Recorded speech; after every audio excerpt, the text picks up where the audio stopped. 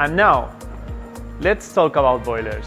In higher, they are called super tough boilers because they can handle harsh conditions like strong winds, freezing cold days, low voltage, and low gas pressure with ease, providing consistent warmth no matter what.